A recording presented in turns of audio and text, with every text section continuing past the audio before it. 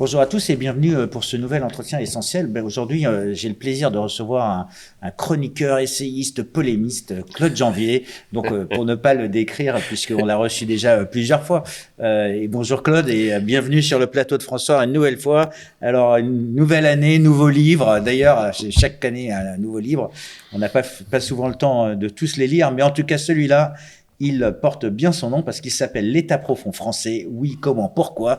Donc on va en parler et surtout c'est de plus en plus important parce que on vient de vivre quelques éléments qui affectent notre démocratie avec la dissolution de l'Assemblée nationale prononcée par Emmanuel Macron le 9 juin 2024, les élections qui viennent de se tenir hier, qui ont vu le Rassemblement national tourner en tête à 33 et quelques pourcents devant le nouveau parti populaire, enfin le nouveau Le Front populaire. nouveau Front populaire.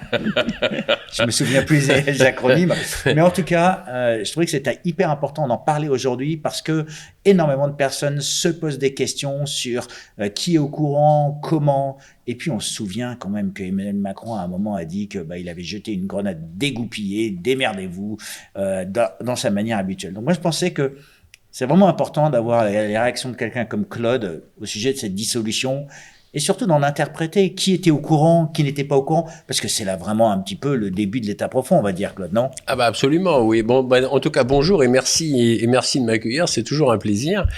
Bon, c'est vrai que cette dissolution, de toute façon, Emmanuel Macron l'avait préparée parce que à peine les résultats étaient tombés, qu'il prononçait déjà la dissolution de l'Assemblée nationale.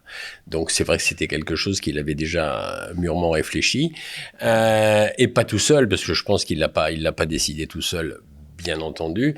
Alors le truc, c'est un peu une patate chaude, hein. C'est-à-dire que bon là, on voit qu'il y a une percée effectivement du Rassemblement national, bien que le Rassemblement national n'est pas sûr du tout d'emporter la majorité absolue au second tour. Et moi, ce qui m'étonne quand même, c'est que le parti Emmanuel Macron a réussi quand même à faire un peu plus de 20%, ce qui est quand même pas si négligeable que cela. Donc ce qui veut dire que rien n'est joué. En revanche, ce que l'on peut quand même dire, c'est qu'une majorité des Français, de par le vote envers le Front National, le Rassemblement National, pardon, et envers la LFI, a marqué là une désapprobation manifeste. Donc ça veut dire que quelque part, il y a quelque chose qui ne colle plus avec la majorité des Français. Alors, ce qui veut dire que quoi, Emmanuel Macron vraiment n'attire plus, n'imprime plus, n'emporte plus, on va dire, un désir d'avenir. Emmanuel Macron, si on fait un bilan, c'est pas extraordinaire, hein. C'est quand même un président qui a éborgné son peuple, hein. Je fais référence ici aux Gilets jaunes. Bien C'est sûr. quand même un président qui a quand même géré d'une façon catastrophique la crise sanitaire. C'est quand même aussi un président qui nous a amené plus d'inflation. Aujourd'hui, on en est à presque 20% d'inflation dans l'alimentation. C'est quand même un président qui a bradé nos industries. Je fais référence ici à l'affaire Alstom, mais pas que. C'est quand même un président qui a contribué et qui contribue de plus en plus au démantèlement de notre service au niveau de la santé publique. Donc, et c'est quand même sous son règne, puisque ça fait déjà quand même un quinquennat et demi, on en est dans notre beau pays, entre guillemets, à 15 800 000 pauvres. Chiffres documentés, hein, que nous avons documentés, mon ami Jean-Louis Zambert et moi, avec le virus et le président, paru fin 2020. Donc, on ne peut pas dire que ce président nous a amené plus de prospérité, loin s'en 1100 faut. milliards de dettes supplémentaires en l'espace de quelques années. En plus, voilà. Et en réalité, dans notre livre L'État profond français que nous venons de sortir avec mon ami François Lagarde chez K Édition. Ouais, je le montre comme ça, on pourra le mettre. C'est gentil, merci. On a quand même démontré dans notre livre que là, on est quasiment à 5 000 milliards de dettes. Parce qu'en fait, il y a les 3 000 milliards de dettes que tout le monde connaît, plus le hors-bilan bancaire. Et ça, il faut l'ajouter. Donc, on en est peu ou prou entre 5 000 et 6 000 milliards euros de dettes, ce qui est quand même abyssal, ce qui est vertigineux, et ce qui ne va pas dans le sens d'améliorer le pays, quoi. Alors, ça va pas dans le sens d'améliorer le pays. Une dissolution qui arrive un petit peu brûle pour point, on va dire, mais elle est préparée. Et alors moi, ce qui m'a intéressé, c'est de lire dans un des journaux que je crois même qu'il lui appartient, de Bernard Arnault, qui dit « je n'étais pas au courant en fait ». Et alors moi, j'aime bien quand même quelqu'un qui étudie l'état profond, puisque quand même c'est l'homme le plus riche de France, un des hommes les plus riches du monde. Oui. Ça paraît étonnant que lui n'ait pas été au courant. À mon avis, il l'était, et il y a impossible qu'il ne soit pas au courant et impossible qu'il n'ait pas donné son avis sur la question. Voilà, ça c'est clair, c'est d'une évidence absolue. Et alors pourquoi une personne comme lui irait dire dans ces médias qu'il n'était pas au courant? C'est-à-dire que quand on voit un petit peu, je pense que quand il analyse un petit peu ce que ça donne, pour l'instant, c'était pas trop prévu quand même au programme que le Rassemblement national ait autant de voix.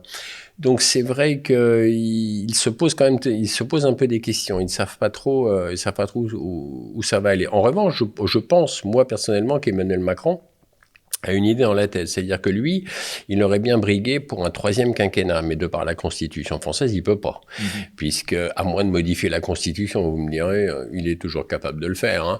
Mais bon, c'est quand même un peu plus difficile. En revanche, si tout éclate et s'il donne sa démission et que la France devient ingouvernable parce qu'il y aurait une majorité absolue au niveau du Rassemblement national, il peut très bien donner sa démission et se représenter pour un nouveau quinquennat ensuite. Et invoquer aussi l'article 16. Donc plein pouvoir au président parce que il y aurait entre guillemets une urgence absolue, ou un chaos absolu, et donc un chaos absolu. Il s'octroierait ses pleins pouvoirs. Voilà, donc méfiance. On aura la réponse dans dimanche prochain. Alors, c'est hyper rapide. Donc, Bernard Arnault, pour vous, était au courant, on va dire, de cela. Oui. Et ce qui est assez intéressant, c'est ce matin, au lendemain des élections, la bourse a ouvert à plus de 2,5%, une forte hausse. Donc, ça veut dire que est-ce que le prix, on va dire, du risque au Rassemblement national a été considérés par, on va dire, ces grandes fortunes, ces grands gestionnaires de fonds, et qu'ils voient quelque part s'éloigner un petit peu la peur de la forte taxation du côté du NPF? Oui, ça c'est clair que oui. Mais de toute façon, tout ça, c'est un peu, je dirais, c'est un peu du théâtre, hein, c'est un peu du guignol, hein. Il n'y a pas beaucoup de risques derrière. Je parle d'un point de vue économique. En revanche, il y a de la spéculation. C'est évident qu'au niveau de la bourse, il y a de la spéculation. Il ne faut quand même pas oublier que les bourses internationales aujourd'hui, c'est quand même très faussé au niveau des géants financiers tels que BlackRock, par exemple. Parce que BlackRock a quand même 5000 ordinateurs branchés en réseau sous un nom qui s'appelle Aladdin, qui est un acronyme, un super logiciel. Mais ces 5000 ordinateurs branchés en réseau font la pluie et le beau temps sur les bourses internationales aujourd'hui. Ça veut dire que la moindre hausse, ils écrèment l'argent, la moindre baisse, ils se retirent, mais il y a des millions de dollars derrière. Et ils sont actionnaires aussi. BlackRock est actionnaire de toutes nos grandes entreprises du CAC 40, y compris celle de M. Arnault. Donc, on voit bien que c'est faussé tout ça. L'idée, c'est toujours pareil derrière, sous-jacente, c'est de faire encore plus de profits, encore plus de bénéfices engrangés, et toujours pareil de la spéculation. C'est que ça, hein. Alors, si jamais on veut juste faire un peu plus de profit, un peu plus de spéculation, pourquoi écrire un livre sur l'état profond? Parce que c'est simple, ça paraît assez simple. Bon, quand on a 1 milliard, on en veut un deuxième, et quand on en a 10, on en veut 10 de plus. Mais en fait, quel est le rôle, on va dire, et comment ça va se traduire? Alors, ce qui était intéressant, et c'est ce qu'on a voulu montrer dans notre livre, on a voulu montrer à une majorité de gens qui, en fait, ne connaissent pas le sujet, comment ça fonctionne réellement un état profond. En fait, tous les États du monde ont un état profond. Alors, c'est qui l'état profond? Alors, l'état profond français, c'est ce qu'on ne voit pas. En réalité, en France, comme ailleurs d'ailleurs, c'est la haute fonction publique. Mais ce qui est intéressant aussi, c'est que c'est les hautes fonctions privées. Or, ce qu'on a mis en exergue dans notre livre, c'est une collusion entre la haute fonction publique et la haute fonction privée. C'est-à-dire, quand une grande personnalité de la haute administration publique passe dans le privé, on appelle ça du pantouflage. Et quand une haute personne de la fonction privée passe dans le public, on appelle ça du rétro-pantouflage. J'aime bien ce terme parce que pantoufle, ça signifie cossu. Vous voyez, on a l'impression que tout va bien, il y a de l'argent, etc. Mais c'est exactement donc ça. c'est du style quand Jean Castex, qui était Premier ministre, se retrouve patron de la RATP. Voilà. C'est un exemple de pour les loyaux services rendus. Absolument. Il se retrouve à la tête d'un portefeuille ou d'une entreprise dans laquelle la rémunération, les potentiels stock options, on va dire toute la rémunération est là pour l'assister. Absolument. Ça, mais il y a un autre exemple d'ailleurs. Christophe Castaner, en récompense de ses bons et loyaux services, il est passé président du port autonome de Marseille et président de la société qui gère le tunnel sous le Mont Blanc. C'est intéressant quand même. Donc du ministère de l'Intérieur, il est passé donc à la tête de ces deux grosses sociétés. Mais où est la méritocratie là-dedans? Il n'y en a pas. Il n'y a pas de méritocratie en fait. C'est que plus effectivement je dirais plus il y a des activités qui ne vont pas dans le sens de l'amélioration du bien du peuple et de l'amélioration de la société, plus ils sont récompensés. C'est une honte absolue et c'est même assez répugnant. Mais notre pays quand même était basé sur cette méritocratie, on va dire depuis les années 70. On a à peu près le même âge. On a tous été. Là on parle au passé. Ben oui, on parle au passé. Parce que de plus en plus. Mais on va prendre un autre exemple. Les sociétés autoroutes. Les sociétés autoroutières, bradées, comme on le sait, grâce ou à cause de Dominique de Villepin, à l'époque, qui en a fait cadeau donc à des sociétés privées. Juste pour les sociétés autoroutes, est-ce qu'on peut faire un petit retour en arrière sur savoir quel était le plan de ces constructions? C'était pour donner à la France, on va dire, un réseau autoroutier à grande vitesse dans les années 70. C'était les grandes infrastructures. C'est ça, les grandes infrastructures. Mais comme ça... Donc ça a été construit sur nos deniers, en fait. Hein. Et oui, et puis ça rapportait quand même un maximum d'argent dans les caisses de l'État. Donc Dominique de Villepin, en accord avec d'autres, parce qu'il ne l'a pas fait tout seul, on a fait cadeau donc à des sociétés privées comme Vinci, etc. Mais le problème, c'est que d'une part, l'État s'est privé lui-même d'une énorme source de revenus, mais... encore plus incroyable, et c'est là où on a la notion de l'État profond français, c'est que depuis en l'espace de 10-15 ans, l'État a quand même lancé 3 plans de relance pour ces pauvres sociétés autoroutières qui n'arrivaient pas, selon eux, à financer les travaux. Alors, on a donc la situation incroyable et impensable de sociétés autoroutières privées qui, soi-disant, n'ont pas suffisamment de fonds pour financer des travaux, qui font donc appel à l'État. L'État leur fait des plans de relance et c'est l'État qui va financer les travaux à leur place.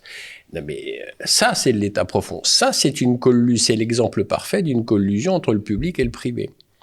Mais c'est impensable, impensable. Tout comme l'élection d'Emmanuel Macron, d'ailleurs. L'élection d'Emmanuel Macron, on la doit à une agence que peu de gens connaissent, qui s'appelle Steel & Holt, agence qui a été créée en 2013 par un dénommé Sylvain Faure, qui était un des conseillers d'Emmanuel Macron à l'époque.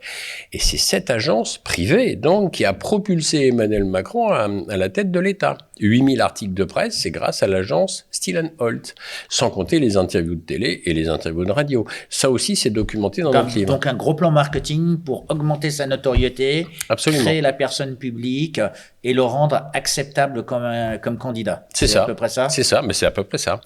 Alors, juste, j'aimerais bien qu'on revienne quand même sur cette histoire des autoroutes, parce que moi, ça m'intéresse, ces autoroutes, parce que quelque part, on a tous pris la voiture et c'était synonyme de liberté. Et aujourd'hui, en fait, les tarifs ont augmenté. Il y a de moins en moins de gens qui les utilisent. Et en plus, il y a de plus en plus d'usagers qui se plaignent de la piètre qualité du service. C'est tout à fait exact. Et en plus, c'est du racket aujourd'hui. Quand on voit le prix des péages, j'appelle ça du racket. Les péages autoroutiers aujourd'hui coûtent quasiment aussi cher, si ce n'est plus, que de faire le plein en carburant. Donc, ça devient un non-sens. J'ai pris l'autoroute dernièrement, il n'y a pas si longtemps. Aller-retour, je suis allé dans le sud de la France, ça m'a coûté 80 € aller-retour. 80 € aller-retour, waouh! Ça m'a coûté quasiment aussi cher que de faire le plein d'essence pour effectivement une qualité de service qui n'est pas là. Mais est-ce que c'est le vrai prix? Parce qu'en fait, la question qu'on peut se poser avec ces sociétés qui ont été subventionnées par l'État à l'origine, on n'en connaissait jamais le vrai prix. Moi, j'entends souvent, quand on pose la question à un ministre, quel est le prix d'un ticket de métro, il connaît pas le prix. Mais en fin de compte, nous non plus, on connaît pas le vrai prix, puisque c'est tellement subventionné. Et petit à petit, si on mettait le vrai prix du ticket, c'est-à-dire la base de coût divisée par le nombre de tickets, de manière à ce qu'on mette ces services publics à l'équilibre, à zéro, on serait peut-être effrayé du vrai prix d'un ticket de métro. En tout cas, dans une entreprise privée, prix public, parce qu'une entreprise privée, si elle vend à perte constamment, eh bien, il y a un problème. Oui, maintenant, j'ai essayé de calculer un jour quand même, j'étais au péage de l'autoroute Paris-Lyon, donc je rentrais sur Paris, et j'ai essayé de m'imaginer ce que pouvait rapporter un péage quotidiennement. C'est monstrueux, c'est même incalculable. Donc, il y a de l'argent qui rentre, beaucoup d'argent qui rentre. Donc, ça ne devrait pas poser aucun problème pour entretenir correctement les autoroutes. Puis je pense que les actionnaires des sociétés autoroutières se portent bien. Hein. Je les entends pas trop râler. Non, c'est sûr, c'est des rentes. Donc, en fait, c'est un système de rente. Et voilà. la rente, il faut, quand elle commence à être réduite, eh bien, le rôle des managers, c'est justement d'essayer de demander à l'État un petit peu plus. Et si l'État ne regarde pas et n'est pas regardant, notamment, on va dire, le ministre de l'économie et des finances, puisque quelque part, tout est régi à Bercy, si je ne m'abuse. C'est le cœur du problème, d'ailleurs. Quand Alors, on parle, pourquoi c'est le cœur du problème? Parce que c'est le domaine de la finance. C'est le ministère de l'économie et des finances, c'est le ministère du budget. Et en réalité, un pays, l'état profond d'un pays, enfin, c'est la monnaie, c'est son économie. Et donc, en France, c'est Bercy. Et Bercy, ce qu'il faut comprendre, c'est que la France était, et je parle au passé, mais presque au présent un peu moins, un pays riche. Qui dit pays riche, dit finance. Qui dit finance, dit attirer les convoitises de puissances étrangères. Or, Bercy attire les puissances étrangères, notamment les puissances anglo-saxonnes, puisque BlackRock a pignon sur rue maintenant à l'intérieur de Bercy, la McKinsey a pignon sur rue à Bercy. Oui, mais McKinsey, c'est pas une société financière quelque part, c'est une société de conseil. Non, mais la société de conseil, c'est quand même une société de conseil privée et qui a pignon sur rue dans Bercy, qui est quand même une institution publique. C'est là encore où on a collusion entre le public et le privé. Mais de toute façon, tous ces gens s'entendent très bien. Quand ils font des rencontres, ils se rencontrent chaque année au sein de clubs discrets, secrets, d'ailleurs dont on fait la liste dans notre livre. Vous savez, le siècle, les grands clubs franco-français, le club du siècle, l'Institut Montaigne, le cercle Turgot, le think tank Terra Nova. Et tout ce petit monde, en fait, que ce soit les grands patrons de presse, les grands industriels français, les hauts fonctionnaires d'État, les ministres, etc., se retrouvent chaque année pour un ou deux dyners et tirent les plans sur la comète. Ça s'est fait tout le temps. Il y a aussi le MEDEF, la CGPME. Enfin, bon, les clubs d'entreprise, ça existe. Oui, sauf que quand on regarde les résultats, on en est à beaucoup plus de paupérisation depuis les 30 dernières années, enfin depuis l'avènement de Nicolas Sarkozy au pouvoir d'ailleurs, parce qu'entre Nicolas Sarkozy, François Hollande et Emmanuel Macron, on est vraiment dans le triumvirat de l'enfer. C'est comme ça qu'on le nomme d'ailleurs dans notre livre. On voit bien qu'après le départ de Jacques Chirac, la société française s'écroule de plus en plus à la vitesse grand V. Aujourd'hui, qu'est-ce qu'il nous reste comme industrie? Quasiment plus rien. Le domaine de la santé publique est en pleine déliquescence. Il y a de plus en plus de paupérisation, de plus en plus de petits boulots, de plus en plus de CDD. On n'est pas ça, c'est un constat, mais ça ne veut pas dire qu'il y a réellement un état profond qui soit derrière tout ça, on va dire, ou qui essaye d'orchestrer tout ça. Alors, je vais vous prendre un exemple. On a étudié le cas d'un haut fonctionnaire d'État qu'on cite dans notre livre qui s'appelle Renaud Denoy de Saint-Marc. Grande famille aristocrate. Renaud Denoy de Saint-Marc est un monsieur assez âgé aujourd'hui. Il a été secrétaire général de l'Élysée dans les années 90. Donc, un haut poste. Parce que quand on est secrétaire général de l'Élysée, c'est un très haut poste. On a de l'influence. Voilà, on a beaucoup d'influence, c'est un très haut poste. Mais ce qui était intéressant de regarder, c'est que parallèlement à ce poste, il occupait, avec des dates qui se chevauchent, il occupait la présidence du CEA, Commissariat à l'énergie atomique, la présidence de l'ENA, la présidence de l'Académie des sciences politiques, la présidence de la Fédération de chasse, parce qu'en France c'est un énorme lobby, la Fédération des chasseurs. Il a été pendant 3 ans, président du Club du siècle. Bref, ce monsieur a occupé une vingtaine de postes différents, une vingtaine de fonctions différentes. En même temps, non pas en même temps. Qui se juxtaposaient. Donc il y en avait toujours 3 ou 4 qui se juxtaposaient. Voilà. Et moi, la question qu'on s'est posée avec mon ami François Lagarde, c'est comment une personne aussi brillante soit-elle, aussi intelligente soit-elle, je ne vais pas faire insulte à son intelligence, mais comment une personne aussi brillante soit-elle peut-elle réellement exercer normalement 3, 4, 5, 6, 7 fonctions? C'est impossible. On peut, si on est quand même très bon, très doué, tenir 2 ou 3 fonctions différentes. Là, on est en train de parler de mandat d'administrateur. Hein, donc, voilà. Donc, c'est pas pareil qu'un job à plein temps ou un... Oui, mais les salaires vont avec. Ce que je veux dire par là, c'est que même si vous occupez un mandat, mais quelqu'un d'autre aurait pu l'occuper. C'est ça qui est intéressant. Or, cette personne en a occupé une vingtaine avec les salaires qui vont avec. Donc, plus les voitures de fonction, plus les avantages, etc. Donc, c'est pas tout à fait logique. Vous voyez ce que je veux dire? Ce n'est pas logique. Depuis, on a quand même eu, alors je ne sais plus sous quel président c'était qui a mis le non-cumul des mandats. Donc quelque part, on a essayé d'assainir la vie politique. C'est quoi? C'est encore de l'habillage pour... Ça a été de l'habillage. Quand on voit aujourd'hui le cumul des mandats, il existe toujours. Hein. Rien qu'au niveau d'un élu, par exemple d'un maire. Moi, je vois le maire de ma petite commune. Là, j'habite en Normandie. Elle cumule le poste de maire, elle cumule le poste de la présidente de la communauté de communes, président du sitcom. Enfin, je sais plus quoi. Bref, elle occupe au moins 4 ou 5 fonctions différentes. Donc, il y a un cumul de mandats avec les salaires qui vont avec. C'est très intéressant. Et ça ne devrait pas être.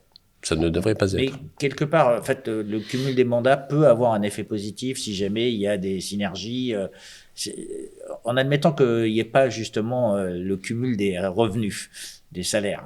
On peut voir, si jamais on ne regarde pas le côté rémunération, mais il peut y avoir un intérêt à ce que des personnes soient à divers postes ou occupent ces divers postes, non? Quel intérêt? Je ne vois pas bien. Connaissance des dossiers, gestion, efficacité.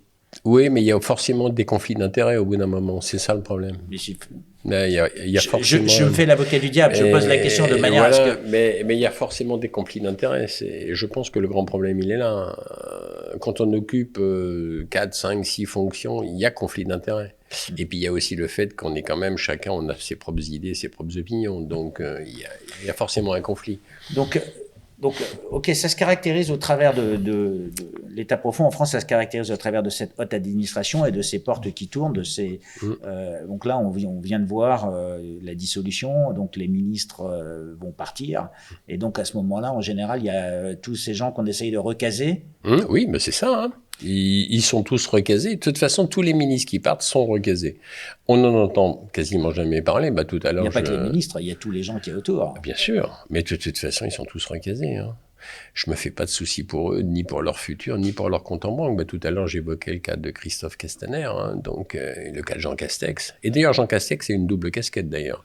Il a été recasé et en même temps, on lui a confié la charge que toute la RATP soit privatisée, parce que c'est ça qui est en train de se passer. C'est une privatisation de la RATP, une ouverture à la privatisation de la RATP et de tous les autobus. Et c'est ça c'est ce dossier-là dont il est chargé. Donc c'est pas non plus uniquement un recasage. Je parle pour lui, hein, dans le cas de Jean Castex. Alors, chez François, on aime bien justement un petit peu regarder tout ce qui se passe dans ce monde de la corruption, dans ce monde de la collusion. Et on a interviewé il n'y a pas longtemps, même plusieurs fois, Claude Diot et Martine Denay qui gèrent l'association en toute franchise et qui ont fait condamner Bruno Le Maire dans le cadre des supermarchés de la collusion parce que Bruno Le Maire n'a pas réussi à contrôler les élus dans le cadre de ces grandes... Donc, quelque part, c'est des illustrations de ce que cette association fait contre ce que vous pourriez appeler l'État profond, là. Absolument, mais c'est bien d'ailleurs, et bravo à eux. Et en plus, Bruno Le Maire, il est très critiquable, donc... non, et pourquoi il est critiquable? Parce qu'il ne connaît pas ses dossiers. Vous savez, moi, j'ai encore en mémoire Bruno Le Maire, quand on lui pose la question 10 000 mètres carrés, il ne savait pas que c'était un hectare. C'est quand même très intéressant. Non mais je veux dire, c'est quand même assez incroyable. Et en plus, c'est un dossier qui est peut-être pas complexe, mais qui est, on va dire, une illustration. Peut-être que les dossiers, il les connaît mieux que ça, j'espère. J'espère. Enfin, en tout cas, il est assez doué pour l'écriture. Certainement un peu moins pour la fonction de ministre. De toute façon, quand on regarde bien, aujourd'hui, on en est à 5 000 milliards de dettes avec leur bilan bancaire. Donc, Bruno Le Maire, il y est pour quelque chose. Et pourtant, il a dit dernièrement qu'il avait sauvé l'économie française. Mais non, mais vous savez, entre ce qu'on dit et la réalité, ça... Mais il y a un pont et un boulevard. Est-ce que justement, l'État profond dicte ce genre de message ou pas? Ah oui, bien sûr. Mais vous savez, ils veulent conserver leurs privilèges. Donc, ils se repassent les postes. Ils n'ont aucun intérêt à partir. Et quand ils sont obligés de partir, bon, ma foi, ils sont recasés. Vous savez, on en revient, ils conservent leurs avantages. Et il faut dire que les avantages, bon, c'est pas mal. Le salaire, les avantages en nature, les voitures de fonction, les ors de la République, quoi. Alors Claude, quand on regarde tout ça, là on est quand même resté dans le monde franco-français. Oui. Dans les autres livres, vous avez quand même traité de beaucoup de choses qui se passaient à l'étranger. Oui. Dans le couple franco-allemand, comment ça se passe, les liaisons au sein de cet État profond? Oh, bah, Olaf Scholz, vous savez, c'est un peu pareil qu'Emmanuel Macron. Hein. Tous les deux obéissent au même maître, hein, c'est-à-dire à l'oligarchie financière mondiale anglo-saxonne, apatride, quoi. Ils ont les mêmes maîtres. Alors le problème de l'Allemagne, c'est que leur économie est vraiment en train de chuter lourdement depuis qu'ils se sont sabordés eux-mêmes en refusant effectivement le pétrole et le gaz russe et en acceptant de payer le prix fort le gaz de schiste américain. Et là, ils sont en train effectivement de sombrer. Mais c'est une volonté gouvernementale, hein, au même titre que la France, c'est une volonté aussi gouvernementale de nous entraîner dans le déclin, au profit, toujours pareil, d'une oligarchie. Des puissances financières. Des puissances financières internationales. Vous savez, aujourd'hui, ça s'est modifié depuis 30 ans. On a vu l'émergence de géants financiers tels que BlackRock, Vanguard, State Street, qui sont les trois plus gros. Aujourd'hui, c'est monstrueux. BlackRock gère 9 000 milliards, plus de 9 000 milliards d'actifs. Vanguard gère 7 000 milliards d'actifs et State Street gère 3 000, 4 000 milliards d'actifs. C'est monstrueux quand même. Autant d'argent, c'est monstrueux. Alors autant d'argent, c'est monstrueux, mais en fait, comme on sait, le nerf de la guerre, c'est l'argent. Donc quelque part, j'ai reçu Tom Benoît il y a pas longtemps, qui est un économiste et qui posait la question à Bruno Le Maire, qui détient la dette française. Donc en fait, pour vous, ce sont nos créanciers et ce sont eux qui tirent les ficelles. Absolument. Vous savez, il y avait donc c'est plus l'État profond s'ils sont identifiés. Oui, mais qui le sait? La majorité des Français en ont quelque part, vous êtes là pour nous le dire. Oui, d'ailleurs, mais c'est bien. Mais je veux dire, c'est vrai qu'une majorité de gens ne le savent pas vraiment. Et d'ailleurs, il y avait une citation de Napoléon Bonaparte, je ne me rappelle plus la situation dans les termes exacts, mais il disait « la main qui donne est toujours au-dessus de la main qui reçoit ». Donc en fait, la main qui reçoit dépendra toujours de la main qui donne. Alors ça, c'est des bonnes images parce qu'en fait, je pense que c'est peut-être certain que les gens ne sont pas totalement au courant, mais en fait, cette information, elle est accessible. Donc, il y a une opacité, mais elle n'est pas totale. En fait, on nous montre à voir ce qu'on a envie de nous montrer, c'est ça? C'est ça. Et du coup, le reste, c'est pas vos affaires, c'est... c'est un peu ça. Et puis, il y a une majorité de gens. Vous savez, le problème aussi, c'est le contrôle de l'information aujourd'hui. C'est-à-dire, l'information, c'est qui? Ce sont les médias, les médias, les grands, entre guillemets, médias, qui sont plus des médias aujourd'hui de propagande que d'information, puisque elles sont orientées, enfin ces médias propagande sont orientés. Ou opinion? Les deux. Parce qu'il y a une limite, en fait, c'est exactement la même limite que en fait l'opacité et la transparence. Il y a toujours des nuances de gris, comme on dit. Oui, il y a des nuances de gris, mais quand on regarde aujourd'hui, le problème, c'est est-ce que d'autres informations sont réellement traitées par les médias traditionnels? Malheureusement, il faut avouer non. Il faut avouer que non. C'est-à-dire que, par exemple, ce qu'on est en train de traiter aujourd'hui, vous et moi, est-ce que ça va être traité par les médias traditionnels? Non, malheureusement. Alors que ça ne devrait pas être. Pourtant, il y a quelques émissions. Quand on regarde la crise des subprimes, il y a eu des films sur la crise des subprimes qui ont mis en exergue, on va dire, le rôle sous-jacent de certaines sociétés. Quand il y a eu la crise de Madoff, en fait, l'affaire Madoff, on a bien vu, on va dire, le rôle, ou l'affaire Enron. Donc les scandales arrivent, ils émergent. Oui, il y a toujours quand même quelques journalistes qui font quand même leur travail. Même Blast avec l'affaire Clearstream, oui, des gens comme ça. C'est vrai. Non, mais il y a quand même quelques journalistes qui font le travail. Mais il faut reconnaître que dans la grande majorité des cas, c'est pas si évident que ça. On constate quand même qu'on a une information assez unilatérale. Donc, si on revient à cette notion de valeur, de méritocratie, donc on vient d'avoir juste ces élections et on avait certains ministres ou anciens députés, donc je pense à Jérôme Cahuzac, qui s'est représenté. Alors, il a payé son temps, il avait menti aux Français, Oui. il a payé son temps, il s'est quand même représenté, donc il n'a pas été réélu, donc quelque part c'est peut-être la fin, mais on voit que quelqu'un comme Olivier Véran qui est en ballottage, qui n'a pas fait que des heureux lors de sa gestion de la crise sanitaire. Donc on voit quand même une forme de polarisation, mais ces gens-là reviennent constamment. Donc est-ce que cette rente de situation, une fois qu'on s'est créé un nom, tout à l'heure on parlait d'Emmanuel Macron, des 8000 articles, est-ce que quand on s'est créé un nom, c'est quoi? C'est l'ego, c'est le tout à l'ego, c'est qu'est-ce qui nous pousse? J'aime bien le tout à l'ego. Oui, c'est un peu ça. Bah oui, quand on voit François Hollande, par exemple, qui vient d'être réélu dans le département de la Corrèze. Il n'a pas été réélu, je crois qu'il est en ballottage. Ah, il est en ballottage, oui, c'est vrai. Mais il a quand même un bon, c'est exact, il a quand même un bon pourcentage. Et là, je me dis, c'est curieux quand même, les Corréziens ont pas la mémoire, parce que c'est quand même sous son règne, entre guillemets, que la Corrèze a été super endettée. La Corrèze n'a jamais été aussi endettée que pendant le moment où François Hollande était député. Donc, c'est quand même étonnant que tout à coup, il y ait plus de 37%, je crois, des Corréziens qui ont voté pour lui. C'est un peu étrange. Alors, c'est vrai que Jérôme Cahuzac, il n'a pas eu la même chance, lui. Lui, effectivement, il a été blackboulé. Bon, lui, faut dire qu'il a servi de fusible à l'époque. Hein. Je pense que beaucoup de politiciens ont des casseroles. Disons qu'à l'époque, je sais pas, il a dû déranger, il a servi de fusible, donc au coin. Mais bon, là, il a voulu se représenter, effectivement, ça n'y a pas porté chance. Mais François Hollande, bon, on verra ce qui va se passer dimanche prochain, mais c'est incroyable quand même. Moi, ça me sidère que les Corréziens ont si peu de mémoire, parce qu'il a endetté la Corrèze, quand même. Alors, il a endetté la Corrèze et quand on revient à cette notion du contrôle de Bercy, du contrôle des finances, est-ce qu'il y a une totale transparence, d'après vous, dans la gestion de ces finances publiques, dans la prolifération de ces agences ou de la démultiplication, on va dire, des communautés d'agglos, etc. Est-ce qu'on arrive à voir... Non, aucune transparence. C'est complètement glauque, hein. C'est translucide. Pourtant, on dit bien que la transparence, c'est ce qu'on veut, en fait. J'entends même Emmanuel Macron dire qu'il veut se battre contre la désinformation, contre la corruption. C'est pareil à Bruxelles.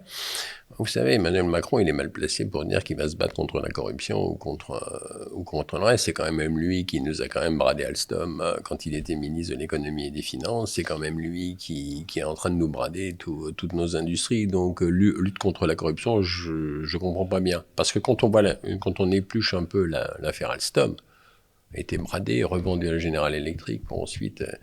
non mais...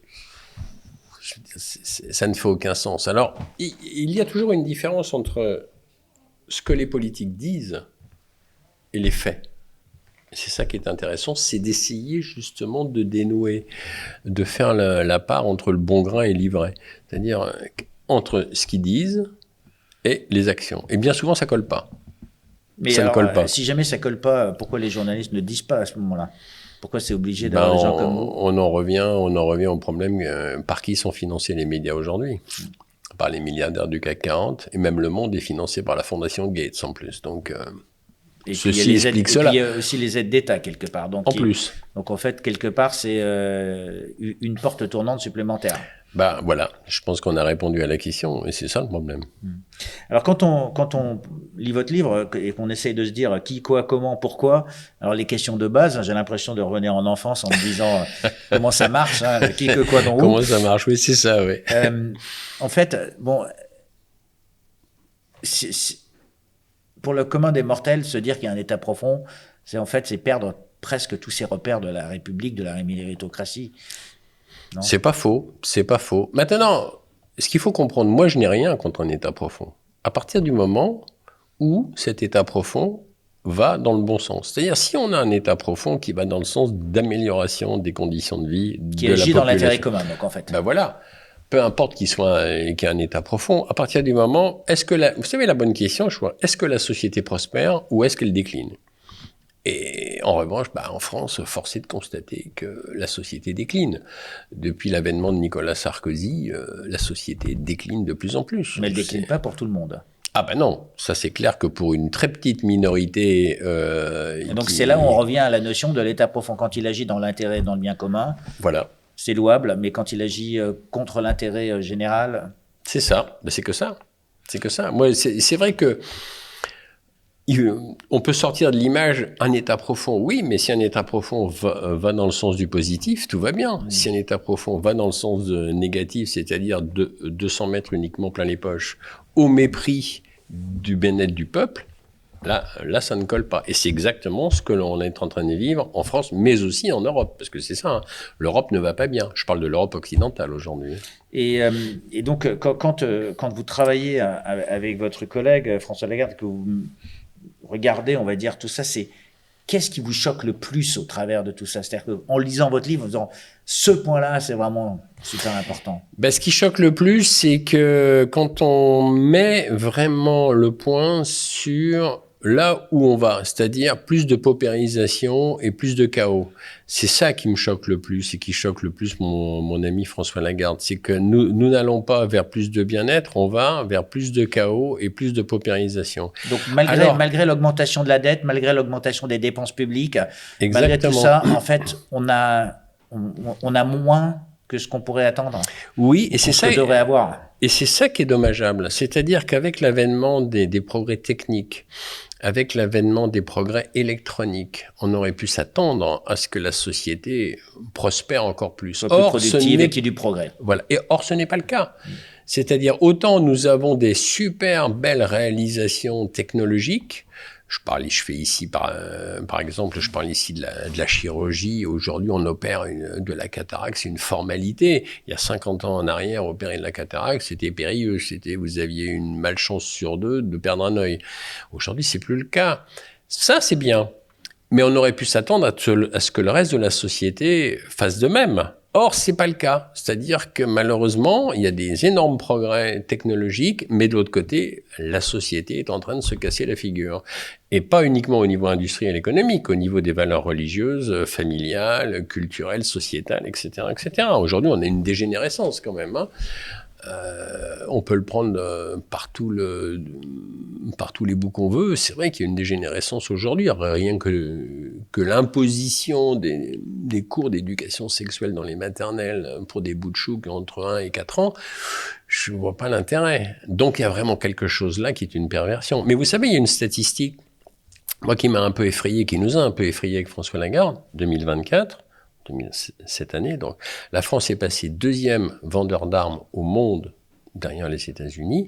Et un autre triste record, 2024, la France est passée 2e dans la consultation et la création de sites pédophiles en ligne. C'est quand même pas anodin, c'est pas neutre comme chiffre. C'est-à-dire qu'on est à 2e place et on est un pays de 68 millions d'habitants. Les États-Unis sont les premiers, c'est un pays de 370 millions d'habitants. Ce qui veut dire que si les Français, ceux qui ne consultent pas de sites pédophiles, ceux qui les consultent, ils y vont quand même. Et à création, c'est-à-dire consultation et création. On est passé les 2e. Donc ceci explique cela aussi. On a peut-être aussi, malheureusement, les politiciens que l'on mérite, entre guillemets, parce que voilà. Claude Janvier, on n'a pas parlé du rôle, on va dire, de ce que vous appelez l'État profond dans le conflit russo-ukrainien, avec un Emmanuel Macron, on a vu, qui poussait à envoyer des armes en Ukraine, éventuellement des hommes.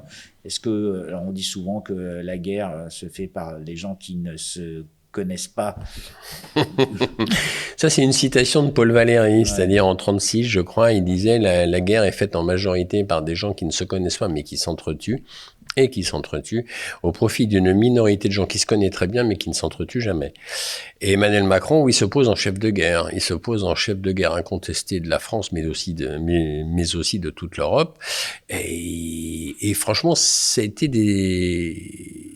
inconscient. C'est inconscient de sa part. Parce il y a des grosses portes tournantes entre le complexe militaro-industriel. Aujourd'hui, c'est quand on est dans une phase de déclin, on va dire, c'est le complexe militaro qui reprend le dessus. On est les 2e vendeurs d'armes au monde, hein, juste derrière les États-Unis, pour un pays, encore une fois, de 68 millions d'habitants. Ce qui veut dire que les usines d'armement en France... La technologie fonctionne bien, alors. Eh ben, à ce niveau-là, ça fonctionne très bien, oui. Pour produire des obus et des canons, ça fonctionne très bien.